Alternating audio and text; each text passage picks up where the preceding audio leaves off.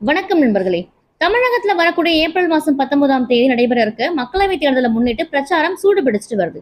கறி வெட்டி கொடுக்கறது, ஹோட்டல்ல தோசை சுட்டு கொடுக்கறது, வடை சுடுறது, டீ போட்டு கொடுக்கறது அப்படின்னு ஆளும் கட்சியில இருந்து சுயேட்சை வேட்பாளர்கள் வரைக்கும் விதவிதமான முறையில வாக்கு சேகரிச்சுட்டு வராங்க. ஆன்லைன்லயும் புது புது விளம்பர யுக்திகளை பயன்படுத்தி இளம் வாக்காளர்களை கவர முயன்றும் வராங்க.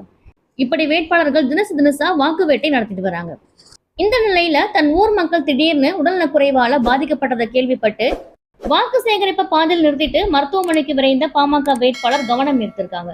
திண்டுக்கல் மக்களவை தொகுதியில பாமக வேட்பாளர் கவிஞர் திலகபாமா போட்டியிடுறாங்க.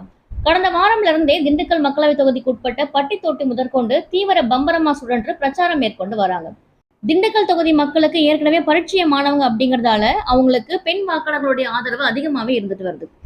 இதுக்கிடையில இன்னைக்கு வழக்கம் போல அவங்க பிரச்சாரம் மேற்கொண்டாங்க. அப்போ தொப்பம்பட்டி, கீரனூர், தாளையம், வயலூர், மஞ்சநாயக்கன்பட்டு உள்ளிட்ட பகுதிகளில் வாக்கு சேகரிப்பில் ஈடுபட்டிருந்தாங்க. அப்போ திலகபாமா பெரியக்கோட்டை பகுதியில வாக்கு சேகரிச்சிருந்த பொழுது பக்கத்துல இருக்க அகரம் கிராமத்தை சேர்ந்த 40க்கும் மேற்பட்டோர் திடீர் உடல்நல குறைவால மருத்துவமனை அனுமதிக்கப்பட்டிருக்கிறதா கேள்விப்பட்டாங்க.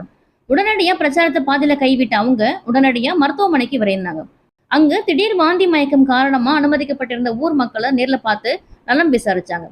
அதோட மருத்துவர்கள் கிட்டையும் பாதிக்கப்பட்ட மக்களோட உடல்நிலை குறித்தும் அவங்களுக்கு கொடுக்கப்பட்டு வரக்கூடிய சிகிச்சை பற்றியும் கேட்டறிஞ்சாங்க. மக்களுடைய வாக்குகளை கவர்றதுக்கு வேட்பாளர்கள் தீவிர ஓட்டு வேட்டையில இறங்கியிருக்க நிலையில தன் சொந்த தொகுதி மக்களுக்கு ஒரு பிரச்சனை அப்படின்னதும் பிரச்சாரத்தையே பாதியில கைவிட்டு மருத்துவமனைக்கு ஓடி வந்த பாமகவின் வேட்பாளர் திலகபாமாவுடைய மனிதநேயம் அந்த பகுதி மக்களிடையில பாராட்டுகளை குவிச்சிட்டு வருது.